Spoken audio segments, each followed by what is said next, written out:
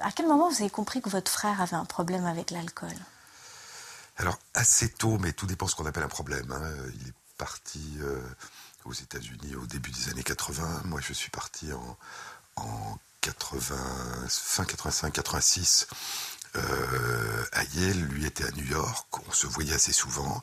Et j'ai découvert qu'il buvait beaucoup. À table, le soir, etc.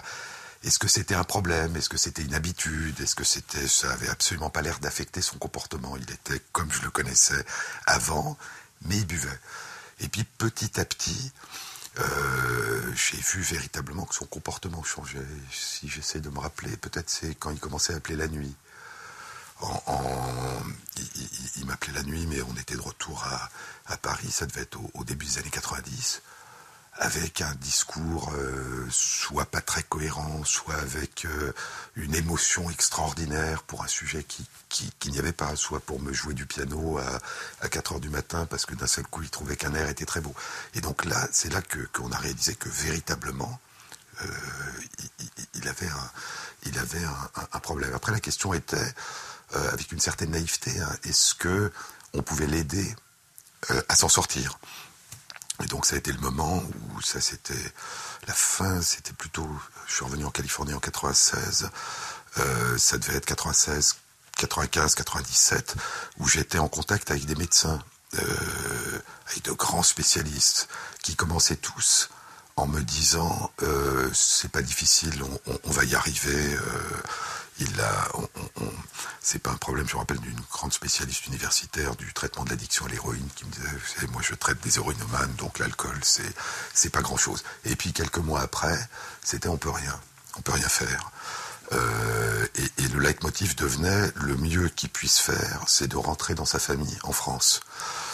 Il avait arrêté sa pratique parce que ça n'allait plus, et il est revenu. Et quand il est revenu et qu'on le voyait quotidiennement, là, je veux dire, l'état totalement désespérant était évident. Au point que je pensais, moi ça a été ma plus grande surprise, d'abord j'ai fini par penser qu'il ne sortirait jamais. Hein, que ce soit des cures de désintoxication, que ce soit quoi que ce soit, il était dans une espèce de labyrinthe, de corridor. Hein. Il émergeait de temps en temps, et puis la plupart du temps, il n'était pas là.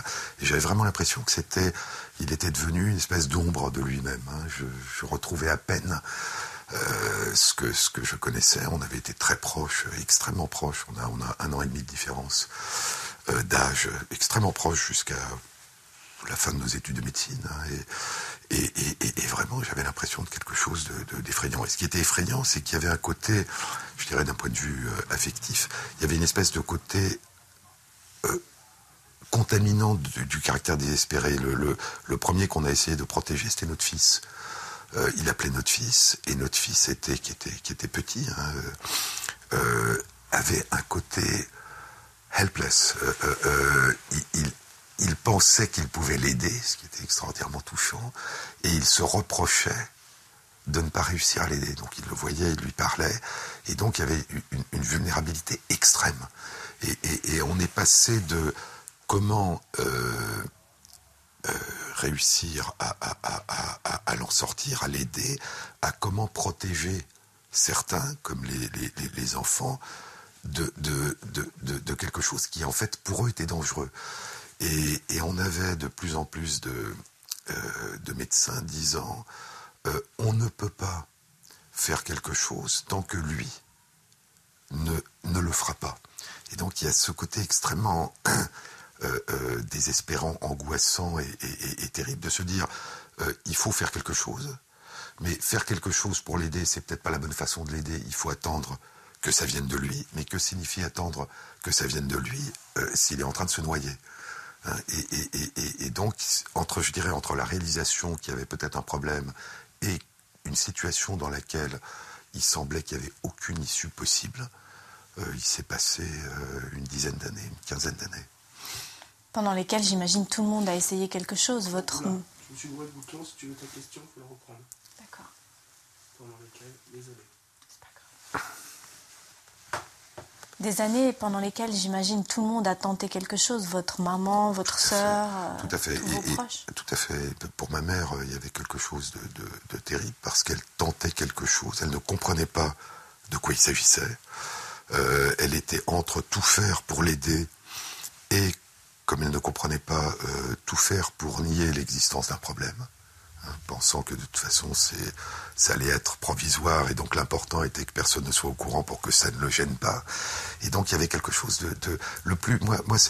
je pense que c'était une des périodes les plus tragiques que j'ai vécues, parce que c'est ce que je vous ai dit tout à l'heure, c'est l'impression que vous avez quelqu'un qui est en train de se noyer, vous sautez dans l'eau pour le tirer de l'eau, il est sur la rive, il replonge, et au bout d'un moment, vous vous demandez si c'est pas vous qui allez vous noyer pour rien, à force de plonger. Donc il y a quelque chose de sidérant, de terrible, quand vous êtes en face de quelque chose où vous voulez aider, et vous vous apercevez que, étant donné que ça a l'air impossible, tout ce qui peut se passer, c'est que ceux qui essayent d'aider deviennent à leur tour victimes de l'aide.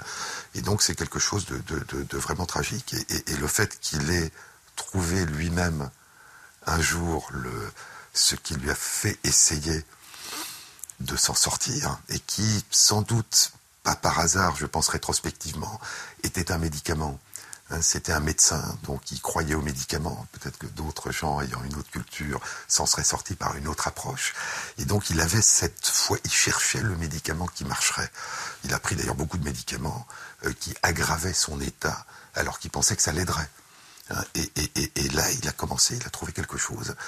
Et il a eu, je dirais, la présence d'esprit, l'intelligence, l'intuition, alors qu'il était dans un état cognitif qui était vraiment au début extrêmement liminaire, de continuer. C'est-à-dire, c'est d'un seul coup, pour la première fois, l'impression qu'il s'appropriait lui-même quelque chose qui le concernait. Et ma plus grande surprise et mon plus grand bonheur a été de voir, moi je pensais qu'il y avait une part, quand il a commencé à se traiter, qu'il y avait une part qui était irréversible dans les dégâts qu'il avait subis. Et donc je me disais, sa mémoire, son attention, son état de conscience, il va s'en sortir, mais avec des séquelles. Et le fait que plus ça avançait et plus il redevenait ce qu'il était avant, avait quelque chose d'extraordinaire d'un point de vue de la plasticité cérébrale et au niveau cognitif, c'est-à-dire qu'il récupérait. C'est pas seulement qu'il sortait de ce cauchemar, il récupérait des capacités qu'il avait perdues depuis des années. Et jusqu'à un jour, je pense que ça devait être un an après qu'il ait vraiment, peut-être 6 mois ou un an après qu'il se soit traité, où un jour, ça m'avait frappé, je me dis, tiens, il y a quelque chose qui ne va pas chez lui. On était en train de parler, et je me suis aperçu que ce que je trouvais qui n'allait pas, c'était quelque chose que je ne connaissais pas depuis 10 ans ou 15 ans ou 20 ans, c'est-à-dire c'était un petit défaut qu'il avait déjà au départ. Et donc il avait récupéré quelque chose que j'avais oublié. C'était quoi ? C'était une façon comment est-ce que je peux dire, de sauter d'un sujet à l'autre, au moment où on était en train d'approfondir un sujet. Et je me dis, tiens, c'est bizarre, c'est comme si au fond, il s'en était pas encore tout à fait tiré. Et je me suis dit, non, tiens, ça c'était quelque chose qu'il faisait il y a 20 ans ou il y a 30 ans. C'était lui. C'était lui. Et c'était lui au point que c'était étonnant. C'est-à-dire qu'il était devenu lui. Avec une différence peut-être, c'est que pendant une période en tout cas, après son traitement, c'était lui avec une forme de sérénité que je ne lui avais jamais connue. C'est-à-dire c'était lui en plus calme. Il le disait, mais ça se voyait, avec sans doute rétrospectivement la réalisation, quand il en parlait et quand il en discutait, qu'il avait été très angoissé. Ce que je n'avais jamais particulièrement remarqué, parce que c'était sa personnalité, il était comme ça. Donc, et donc il avait dû, y compris dans son enfance et sa jeunesse, avoir un degré d'inquiétude, d'angoisse qui était plus important que je ne le percevais. Et qu'il cachait probablement. Qu'il cachait, je crois, et je crois qui d'une certaine façon le minait. Je crois que ça a été une des raisons, le fait qu'il ait sombré dans l'alcool évidemment, il y a les circonstances, le contexte, se retrouver à l'étranger, dans un autre pays, dans un autre environnement, l'alcoolisme social, parce qu'il rencontre des gens et qu'on lui offre un verre. Mais je pense qu'il y avait aussi quelque chose qui calmait cette angoisse qui le travaillait depuis très longtemps. Vous, comme médecin, comme scientifique, vous auriez cru si quelqu'un vous avait dit on va trouver une molécule contre l'alcool? Oui, moi, je veux dire, je fais de la recherche, hein, donc l'idée qu'on puisse trouver des mécanismes, des médicaments, des façons de modifier un certain nombre de situations me paraît normal. Hein. C'est l'essence de la recherche, c'est de se dire que ce qu'on sait aujourd'hui sera plus intéressant lorsqu'on aura découvert ce qu'on ne sait pas aujourd'hui. Donc il n'y a rien a priori. Après, la question c'est, est-ce qu'on peut le comprendre ? Si on ne comprend pas, est-ce qu'on peut prouver que ça marche, c'est-à-dire le valider ? Le fait que des choses puissent marcher sans qu'on le comprenne est quelque chose qui en médecine est tout à fait classique. Vous vous souvenez quand il vous a annoncé qu'il avait peut-être trouvé quelque chose pour lui ? Oui, alors on était très proches, donc c'est une histoire qui est aussi assez belle parce qu'elle est faite de coïncidences. Hein. Une amie de New York lui envoie, je crois qu'il le raconte dans son livre, lui envoie un article du New York Times dans lequel une chercheuse en neurosciences décrit le fait que un cocaïnomane à qui on donne un relaxant, qui prend un relaxant musculaire, d'un seul coup n'a plus envie de prendre de cocaïne. L'effet est pas très... Ça fait un article du New York Times, elle s'intéresse aux mécanismes cérébraux, et donc il y a cet article qu'elle lui envoie. Vu l'état d'Olivier, cet article, il le lit même pas, il le garde au milieu de ses papiers, et par une espèce de miracle, plusieurs mois plus tard, il le retrouve, et il le lit. Et il s'aperçoit qu'il y a quelque chose qui a l'air de marcher pour la cocaïne. Et il se demande si ça pourrait pas marcher pour l'alcool. Il y a déjà cette... Comment est-ce que je veux dire ? Le fait de trouver soi-même quelque chose. Hein. Tous les traitements que lui proposent les gens sont des traitements qui ne marchent pas. Et je pense qu'il y a quelque chose en lui qui dit que si lui y trouve, ça marchera. Parce que c'est quelque chose de nouveau. C'est pas quelque chose dont on a montré l'échec. Et donc, alors il a un problème. Il a un ordinateur, il arrive mal à s'en servir. Et il n'a pas de base bibliographique. Et moi, j'ai accès à des bases bibliographiques institutionnelles. Et donc, et Fabienne, ma femme, fait souvent une partie de ma bibliographie. Et donc Fabienne va commencer à faire sa bibliographie, c'est-à-dire qu'elle va lui envoyer des articles, là où lui ne peut avoir accès qu'à des abstracts. Vous savez, quand vous n'êtes pas abonné ou quand vous n'êtes pas abonné à toutes les revues. Et donc, elle va lui envoyer des articles. Il va lire une partie, il va lire énormément de choses. Vu l'état où il est, il ne comprend pas tout. Mais il a cette fixation sur est-ce que ça marche. Et elle va lui envoyer des articles sur des expériences animales, en lui disant lis-les. Bon. Et il va lire des expérimentations animales. Et ce qui va le convaincre, c'est pas du tout l'article du New York Times, c'est les papiers qui montrent que chez des rats, le baclofène supprime l'addiction à la cocaïne, à l'héroïne, à l'alcool, aux amphétamines, à la nicotine. Et donc, je veux dire, et plus il lit, et il connaît, puisqu'il se fait traiter depuis longtemps, aucun autre médicament n'a d'efficacité chez le rat, chez n'importe quel modèle animal. La particularité ici, c'est que les auteurs disent, quand on arrive à une certaine dose, ces doses dépendantes, ça s'arrête. Les rats n'ont plus envie d'aller prendre de l'héroïne, de la cocaïne. Ils prennent de l'eau, ils prennent de la nourriture. Et donc, pour lui, il y a quelque chose d'extraordinaire. Et donc, on discute. Il commence à écrire. Il écrit à la main. Il écrit pas bien. Mon fils fait la navette, parce qu'il écrit dans des cafés. Il m'apporte ses brouillons. On discute. Il continue à lire. Et il va pendant, si ma mémoire est bonne, ça doit être, je dirais, entre janvier et peut-être la fin de l'été. Parce que je me rappelle encore être à la montagne et être au téléphone avec lui alors qu'il est en train de se poser des questions. Donc on discute, est-ce qu'il faut... Comment il faut le construire, bon, j'ai plus l'habitude que lui des articles scientifiques.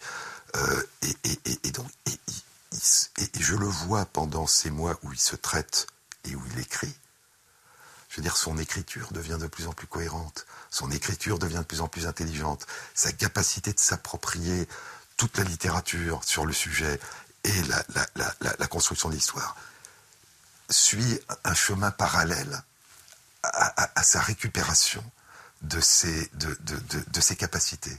Et donc à l'automne, véritablement, il termine son papier. Je me rappelle même qu'on discute, je crois que c'était au Jardin du Luxembourg, qu'on discute du titre. Est-ce que le titre était important? Est-ce que c'était une guérison? Est-ce que c'était une suppression? Qu'est-ce que ça supprimait? Et il le termine et il l'envoie. Donc il y a cette espèce de lente maturation. Et je dirais qu'au moment, il n'est pas encore dans l'état où il sera 6 mois plus tard peut-être, mais il est presque bien. Et je pense que le fait de s'approprier non seulement son traitement, de le découvrir, de l'utiliser, mais de le décrire, je veux dire, est une façon pour lui de sortir de l'état où il était et de prendre de plus en plus de distance, puisqu'il est à la fois celui qui découvre, celui qui se traite, celui qui décrit comment ça marche et celui qui réfléchit à ce qu'on pourrait en faire pour les autres. Et je pense que, indépendamment de la contribution majeure que ça a été à la question du traitement de l'alcoolisme, ça a été pour lui une façon, un accélérateur extraordinaire pour pouvoir s'en sortir, à la fois directement, et puis par ce regard, par cette distance. Et puis il est devenu, alors là je dirais à la fois, c'est ce qui l'a sans doute aidé, mais ce qui aussi sans doute l'a fait souffrir, il est devenu celui qui a essayé de faire en sorte que ça soit appliqué, ce qui est autre chose. Parce que décrire ce qui pourrait marcher, il y a une certaine distance. Vouloir que ça soit appliqué, ça veut dire intervenir, ça veut dire rentrer dans des polémiques, rentrer dans des débats, écrire aux journaux, répondre à des articles d'autres scientifiques. Et donc là, c'est quelque chose qui, d'un point de vue émotionnel, est aussi extrêmement brutal. Et donc je crois que la sérénité qu'il a non seulement retrouvée, mais qu'il a trouvée au moment où il s'est traité, où il a décrit sa guérison, a été heurtée à intervalles réguliers par la violence des polémiques, par le côté extrêmement important de son engagement, où tout ce qui semblait freiner, et le nombre de freins était incalculable, ce qui semblait freiner l'application était vécu par lui non seulement comme un frein à la mise en route de ce traitement, mais comme quelque chose d'extraordinairement personnel. Au point que, au bout de quelques années, je lui ai dit de prendre de la distance, c'est-à-dire au fond d'aider les autres à le faire, mais de ne pas essayer lui-même de tout faire. Et il avait énormément de mal. Et je pense que là, le fait que ça le concernait directement, donnait une dimension personnelle qui rendait très difficile de prendre du recul, ce qui lui aurait donné, je crois, une plus grande sérénité. Lui, il espérait qu'on lancerait des études cliniques tout de suite. La conclusion de son article, c'est fin 2004, ça fait quand même 9 ans. La conclusion de son article, c'était ce modèle de traitement devrait faire l'objet d'études randomisées pour montrer son efficacité dans la population générale. C'est la conclusion en 2004. Et donc il a fallu des années avant que l'idée, ou plutôt la mise en route d'essais, ne commence à rentrer dans la réalité. Il y a eu quelque chose de surréaliste, c'est-à-dire que énormément de personnes, et en particulier d'alcoologues, ont discuté de la non-efficacité d'un traitement plutôt que d'essayer de voir s'il marche. C'est-à-dire qu'on l'a... Et s'il n'y avait pas eu... J'allais dire, s'il n'avait pas écrit son livre, parce que c'est toujours la même chose, un article, même dans un journal de bonne qualité comme Alcoolisme, c'est un article, ça s'adresse aux scientifiques. Quand il a écrit son livre 4 ans plus tard, le livre s'adressait à tout le monde. Et donc les gens se sont dit, mais s'il y a une possibilité, est-ce que je peux en bénéficier ? Et de manière très étonnante, c'est donc en allant voir leurs médecins que les médecins, pour beaucoup, ont découvert l'existence du livre et donc l'existence de l'article, et que des médecins généralistes, qui n'étaient pas des alcoologues, qui n'étaient pas des spécialistes, qui n'avaient pas ce préjugé qu'il était impossible qu'un médicament puisse réellement... Il y a plein de médicaments dans l'alcoolisme qu'on donne, mais on sait bien en gros que ça marche pas vraiment, c'est juste une aide, et qui est vraiment un médicament qui puisse avoir un effet très efficace, c'était considéré comme quelque chose à la fois d'impossible et de gênant. Parce que toute l'approche classique fondée au fond avec la volonté de faire du bien sur l'inefficacité, donc la multiplicité des approches, se voyaient en péril. Les médecins généralistes, eux, qui n'avaient pas ces préjugés, se sont dit s'il y a quelque chose qui marche, ben on peut peut-être essayer. Et donc on a eu cette situation où des tas de personnes ont pu bénéficier d'un traitement et raconter ce qui leur arrive, ont pu se regrouper en associations comme dans beaucoup d'autres maladies, et c'est de ces associations et de ces traitements qu'est venue la pression pour qu'il y ait des essais et pour qu'il y ait une autorisation temporaire d'utilisation, qui a été pour la première fois annoncée récemment, en juin, mais juste elle n'est avant pas rentrée en vigueur. Et qui n'est toujours pas rentré en vigueur, mais qui avait été annoncé par le directeur de l'Agence de sécurité du médicament un mois avant la disparition de mon frère, hein, qui là encore, ce que j'ai trouvé, il était content. Je me rappelle, on a dîné le soir de son anniversaire, le 25 juin, pas loin d'ici. Il était serein, il était vraiment content, non seulement parce qu'il était content, mais parce qu'il y avait une première étape qui était vraiment, les médecins pourraient prescrire, ils pouvaient prescrire hors autorisation de mise sur le marché, mais là, ils auraient une autorisation qui validait plus, à titre temporaire, ce type de prescription. Et d'un autre côté, je me rappelle quelques jours plus tard, de nouveau, il était inquiet parce que ça n'allait pas assez vite, et donc il était toujours entre cette satisfaction que les choses avancent et ce désespoir que les choses avançaient extrêmement lentement, qu'on peut comprendre, hein, parce qu'entre 2004 et 2013, c'est 9 ans. Et donc il y a une histoire, moi, ce qui me frappe beaucoup, parce que il le disait aussi, hein, dans son article de 2004, c'est pas un essai validé, c'est un rapport, un article sur mon cas. Et donc il y a une perspective personnelle. C'est pour ça que je demande, et que je pense qu'il serait bien qu'il y ait un essai, qu'il serait important qu'il y ait un essai randomisé. Mais, disait-il, ce qui était vrai, il n'y a jamais eu, à ce jour, de description d'un médicament qui enlève totalement l'envie, le craving, la compulsion de boire. Et il disait très justement qu'il pensait que ce n'était pas un effet placebo, parce qu'aucun effet placebo jusqu'à maintenant avait été décrit qui enlevait totalement la compulsion de boire. Mais quand on reprend l'histoire, et qu'on reprend l'histoire d'ailleurs sur laquelle il s'est appuyé, c'est en 97 que pour la première fois un chercheur a publié le fait que le baclofène chez les rats ôtait la compulsion de prendre de la cocaïne. Ensuite, ça a été montré pour l'héroïne.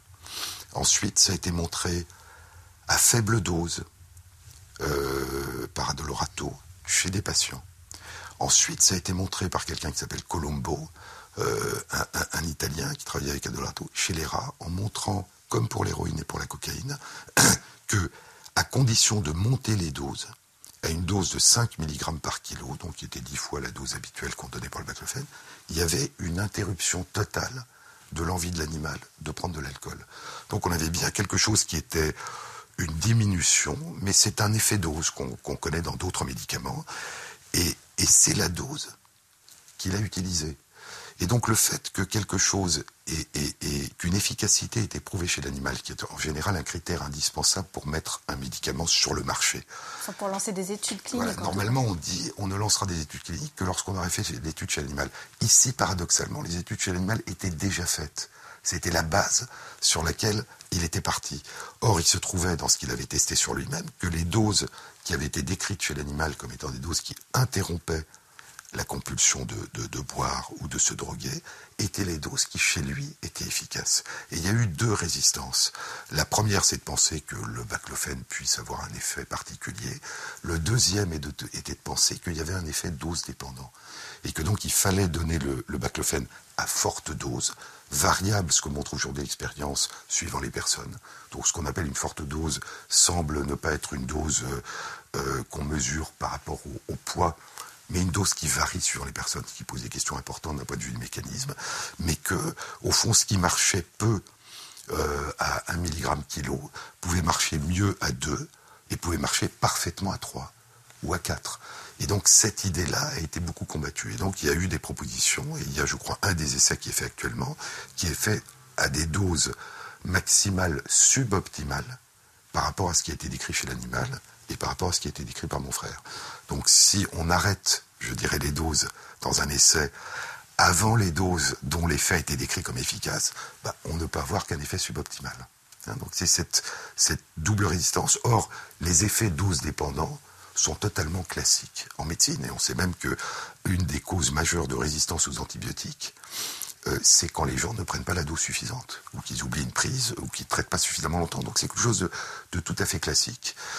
Et ces doses plus importantes que les doses habituelles données comme myorelaxant depuis très longtemps, étaient des doses utilisées depuis longtemps par des neurologues et publiées dans des grands journaux de neurologie pour des personnes qui avaient vraiment des problèmes musculaires importants, en particulier des personnes qui souffraient de sclérose en plaques et qui toléraient ces doses importantes sans effet secondaire majeur. Donc il y a eu il y a beaucoup de médicaments qui sont dangereux, qu'on donne d'autant plus que la maladie est grave. L'alcoolisme réel est une maladie grave et mortelle. Les effets secondaires tels que je les connais, tels qu'ils sont décrits du baclofène, qui existent comme pour tout médicament, sont relativement mineurs. Et donc il y a eu une résistance énorme à ce traitement, dont sans doute une des raisons est qu'il s'agit d'un générique. Oui, c'est ça, c'est la question que j'allais vous poser, puisqu'il s'agit d'une vieille molécule, qu'on a des études animales, enfin toutes les conditions étaient réunies au fond pour que les médecins s'en emparent et l'utilisent massivement. Or, on a assisté à l'inverse. Une résistance énorme, et je crois qu'un des dont on a beaucoup discuté avec mon frère, un des exemples qui ressemble à ça est ce qui s'est passé pour l'ulcère gastro-duodénal. L'ulcère gastro-duodénal était considéré comme une maladie moderne, due au stress de la vie moderne, qui était une maladie psychosomatique. D'ailleurs, les gens disaient j'ai un ulcère parce que je me fais trop de soucis. Et donc, des traitements ont été mis au point qui étaient tout à fait révolutionnaires et intéressants, qui visaient à diminuer l'acidité gastrique en agissant sur des récepteurs qui régulent l'acidité gastrique, qu'il fallait prendre à vie, associé à des psychothérapies, à toute une série de mesures. Et donc c'était un traitement à vie d'une maladie moderne dont on pensait qu'elle était une maladie de civilisation, de culture. Et puis deux chercheurs australiens, deux médecins australiens, ont dit qu'il leur semblait que l'ulcère gastro-duodénal, sur un certain nombre d'arguments, était une maladie qui était bactérienne. Et ils ont commencé à le prouver. Ils ont publié au début des années 80 un article dans le Lancet montrant que quand on traitait pendant 15 jours par un médicament antibiotique générique, qui était de la pénicilline, des patients, eh bien, dans la quasi-totalité des cas, l'ulcère disparaissait. Il y a eu 10 ans de résistance avant qu'une conférence consensus des Instituts nationaux de la santé américains dise qu'en effet, c'était un traitement qui faisait la preuve de son efficacité.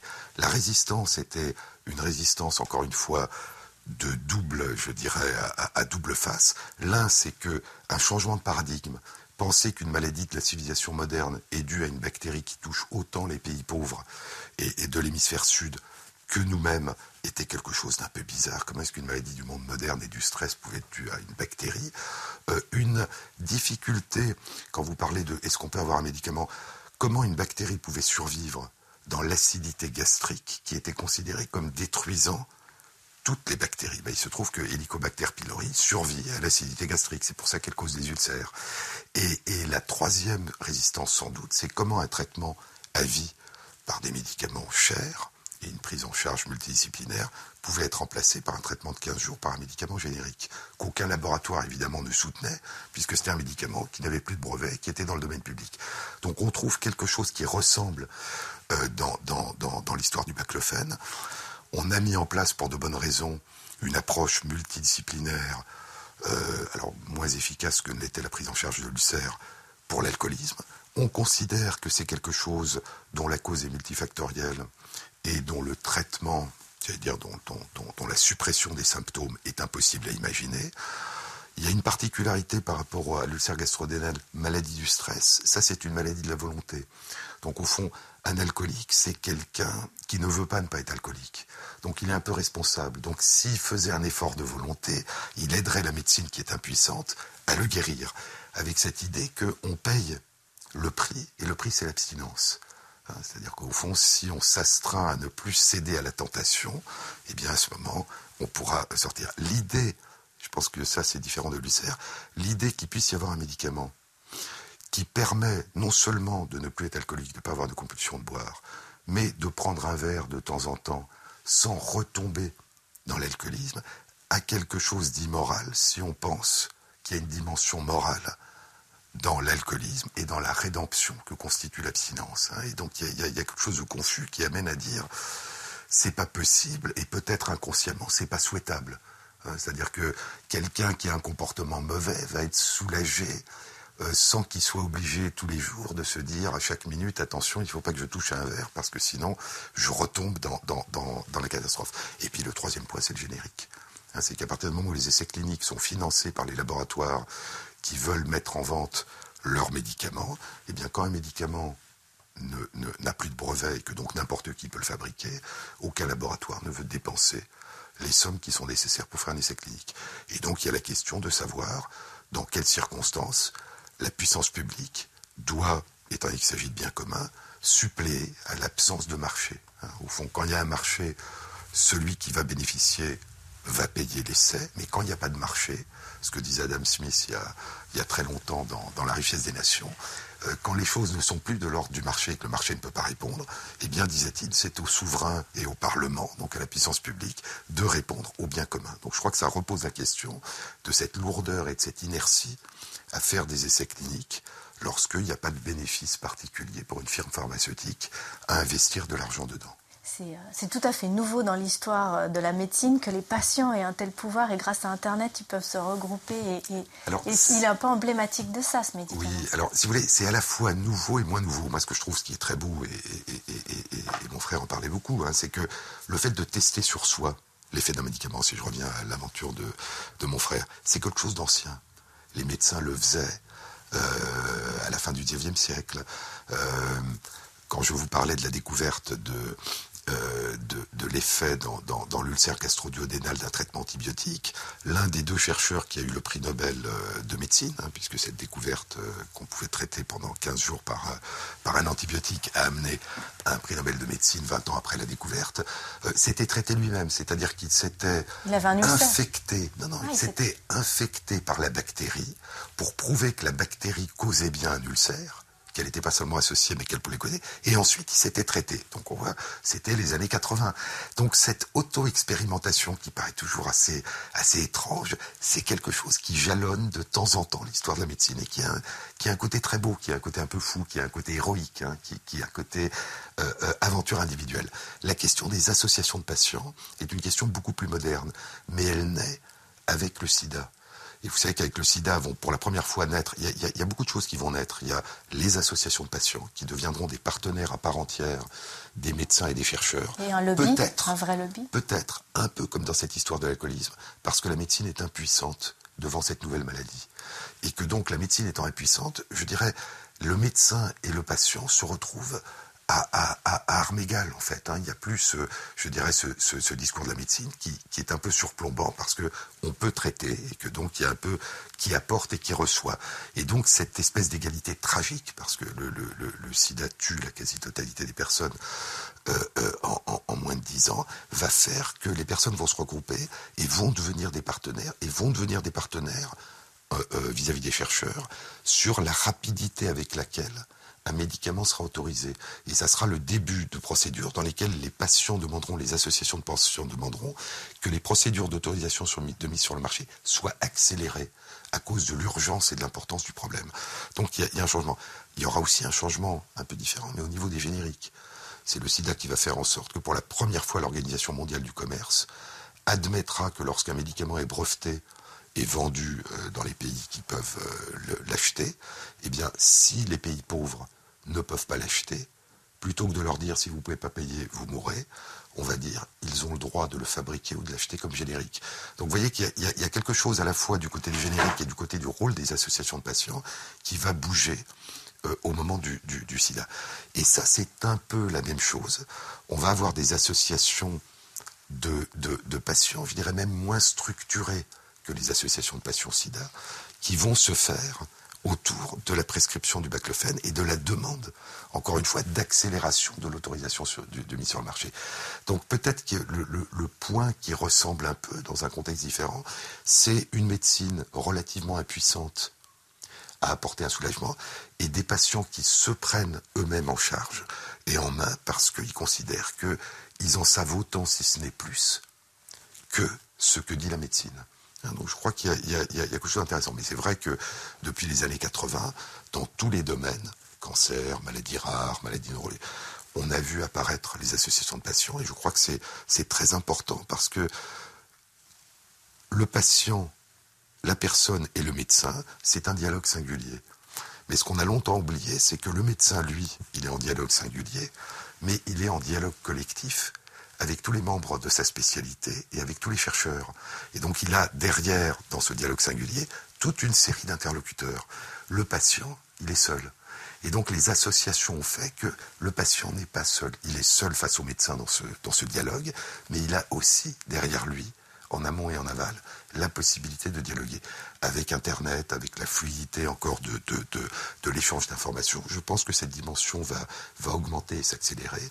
Et c'est vrai qu'elle, comment est-ce que je peux dire, elle correspond à une responsabilisation plus grande des personnes vis-à-vis de ce qu'ils attendent de la médecine et des progrès dans les soins.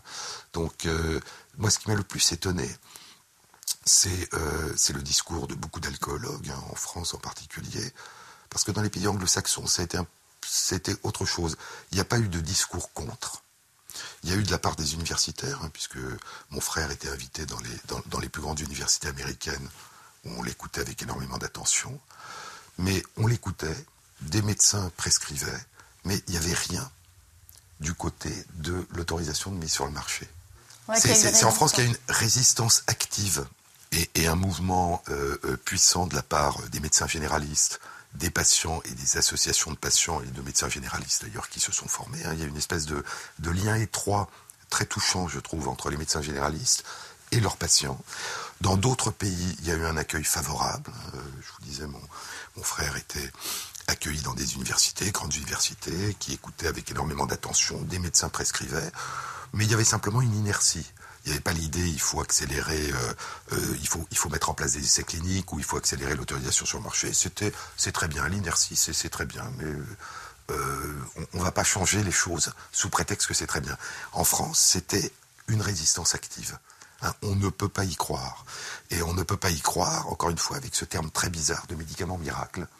Hein, comme si le fait qu'un médicament pouvait marcher dans l'alcoolisme ne devait pas entraîner une très grande attention en disant il faut faire un essai et voir si c'est vrai ou pas.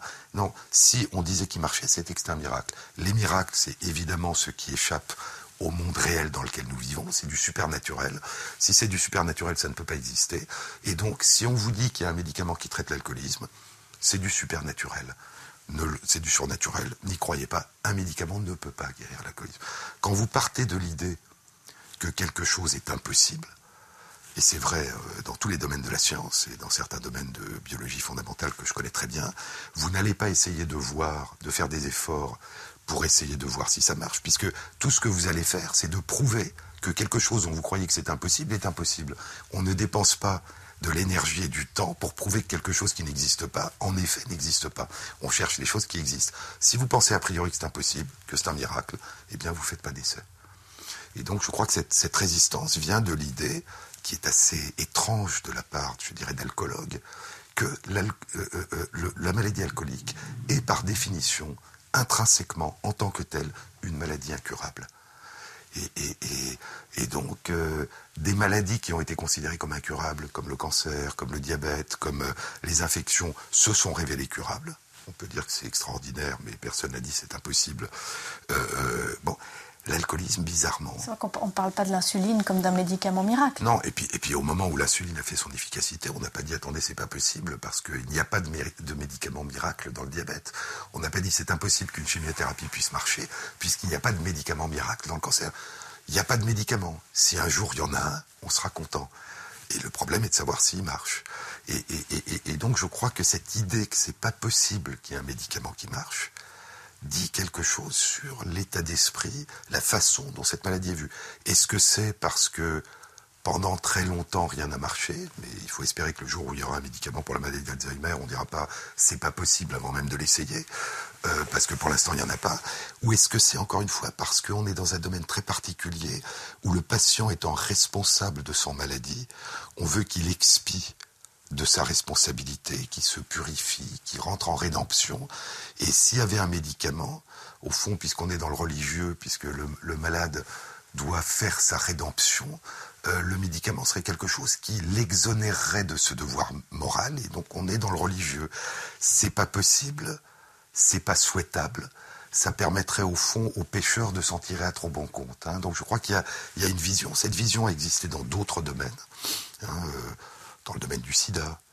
Est-ce que la personne infectée était une victime ou est-ce que la personne infectée était un coupable? Et donc il y a eu beaucoup de cas où en médecine, le fait de souffrir d'une maladie a été vu non pas comme une source de vulnérabilité d'une victime, mais comme quelque chose qu'il fallait expier, parce qu'en fait, la personne en était responsable. Et je crois que dans l'addiction et dans l'alcoolisme, c'est quelque chose d'extrêmement prégnant.